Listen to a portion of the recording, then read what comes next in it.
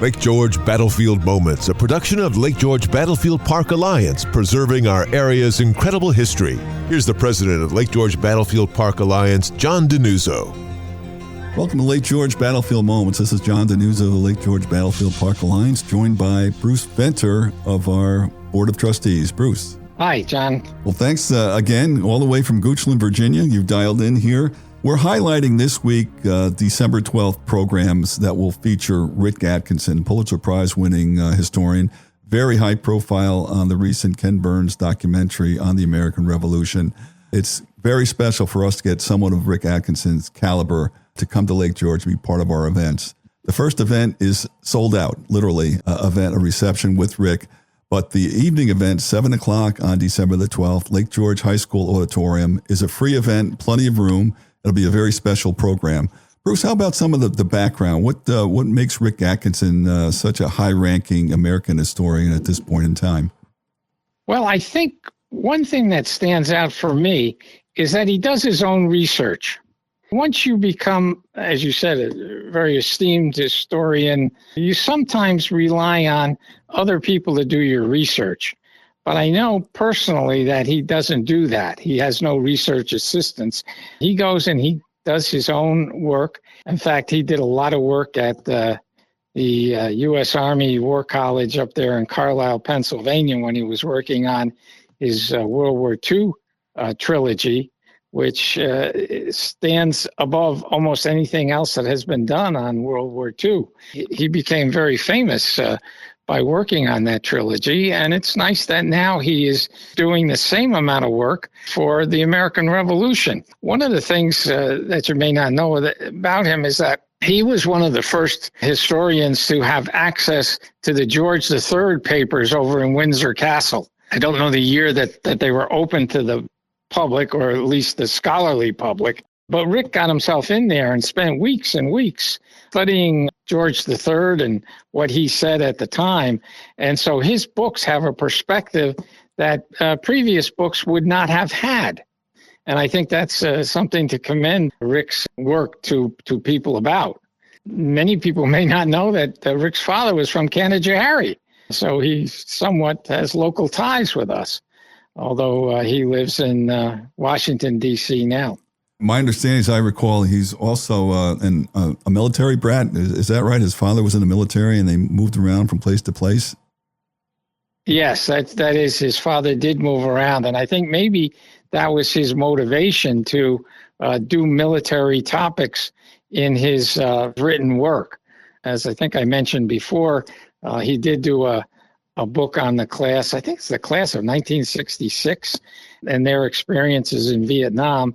And then from there, he moved into World War II. He had a background in the military, in a sense, and so it was natural for him to write about that stuff. Now, you mentioned that Rick's background includes a stint as a reporter for the Washington Post. As I recall, he has some ongoing relationship with Bob Woodward. Do you know that? Yeah, I'm not aware of that. As I understand it, I think I read it or maybe heard Rick say it once that he and Woodward actually share space, for their, for their research tomes and where they do their writing and things in D.C. I'm pretty sure that's true. I know he and Woodward are connected going back to the Washington Post days, but all right, that's kind of scuttlebutt. What I want to ask you about, on December the 12th, we have the program, 7 o'clock. Again, it's a freebie. People can purchase his books at that time, have Rick sign them, and so forth. What's the format? What can people expect if they come to that event on December the 12th? As far as I understand it, he's being interviewed by a person from WMHT. Matt Rogowitz. And I assume it will be sort of like what they call a fireside chat, where they sit across from each other. There'll be some questions and answers and like that. And then it will be opened up to the general public to ask Rick questions. That's true. And I believe as people enter, they'll be greeted by the sounds of a brass quartet from the Glens Falls Symphony Orchestra playing both holiday and period music from the 18th century and so forth. So Should be a pretty... That's very nice. Oh, okay, good. Pretty That's good, yeah. So I take they didn't contract with you to sing any of those Christmas songs, did they? No, I'm not in, no. Okay, but Bruce will be in the audience actually doing kind of... If it doesn't snow. If it doesn't snow. Well, it won't be snowing in the auditorium, I don't think. He'll be actually the one who will be assigning people questions. So in addition to Matt Rogowitz asking Rick questions, the audience will have the opportunity to step up to the microphone, and Bruce will be the one actually going to the people with the microphone and having them ask questions. And Bruce is very practiced at this, since he runs what's generally considered the premier American history conference in the U.S.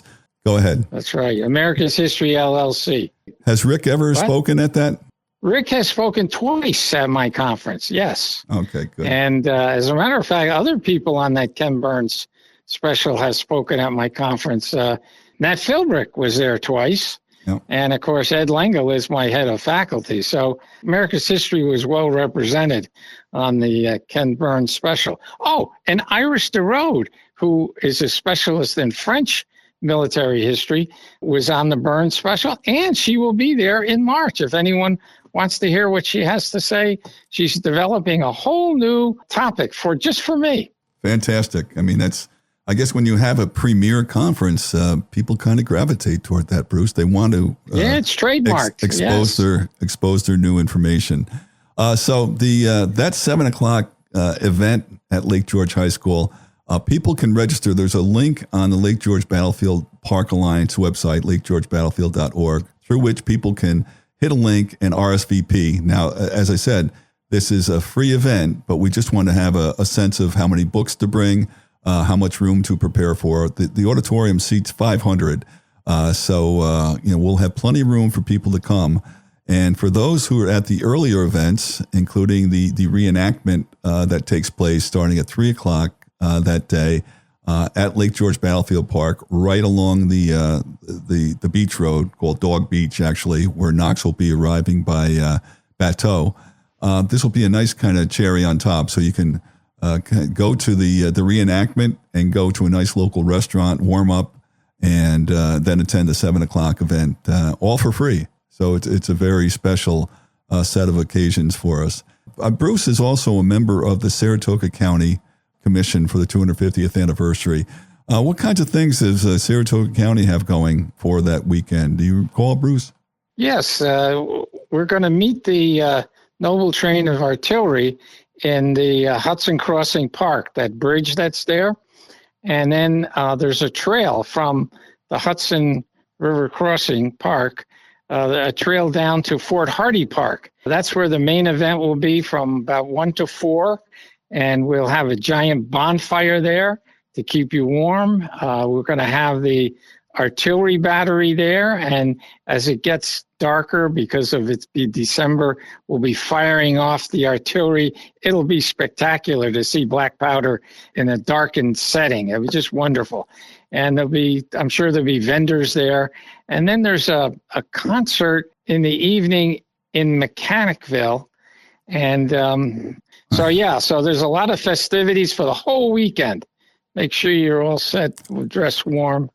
Just seeing the animals will be great, because we got these draft horses that'll be at Lake George and at Saratoga. So kids will enjoy it. Okay. And Washington County in between on Saturday morning, December the 13th, starting, I believe, at 10 o'clock, if I'm not mistaken. But you can check out the Washington County 250 committee for information on that. One last question, Bruce. We chide you about your thinning blood after relocating to Virginia. Obviously, as you mentioned, December the 12th brings with it the threat of winter weather. How would you feel if it turns out to be a blustery, snowy day on December the 12th? I'll be thinking about you. So you have no conscience at all in terms of trying to imagine more vividly what Henry Knox went through? For 40 years, I could envision it, but I got out of there. Oh man! And now we don't get much snow here. So you're not much. Henry had to wait for the snow. Actually, he sat there at Fort George for 2 or 3 weeks before he got the snowstorm, because he needed to move the cannon by sled it was going to be the most efficient way to do it. And so it's interesting that people will be able to see sleds that are made exactly the way the sleds were made when he used them 250 years ago. And that's thanks to the Bosey kids. Yes, that's true. And you brought up another good point as well, and we're very proud of this distinction that Fort George is where Henry Knox stayed longer than anywhere else during his Noble Artillery train, over 2 weeks total in the month of December 1775. And Bruce, notwithstanding... Yes, but he didn't stay with John Andre. Make sure you mention that, Walt. It's a whole nother story. But Bruce, despite your cowardice... I'm going to say that we will embrace whatever the weather holds. It would be somewhat pleasingly ironic if we have a bad weather day on December the 12th, but I don't think there's going to be anything so severe that would anyway restrict our enjoyment of the many events we have going on that day. So Bruce Venter, we thank you from afar. We look forward to seeing you here in December 12th, maybe even in your shorts. We'll welcome you and Rick Atkinson to those special events on that day. Okay, sounds good. Okay. Thank you for being a part of our history. Our website is lakegeorgebattlefield.org. All right, you guys. Man, you're tough, Bruce. You're tough. Why? Well, it's practical. I thought you'd say something heroic, something that John Brown would say, that, if it was bad enough for Henry Knox to withstand, I'll be here for that. But no, you... Lake George Battlefield Moments, a production of Lake George Battlefield Park Alliance, preserving our area's incredible history. For more information or to check out the latest podcast, go to lakegeorgebattlefield.org and listen live on Saturday mornings to Lake George Battlefield Moments on 93.5 Lake FM.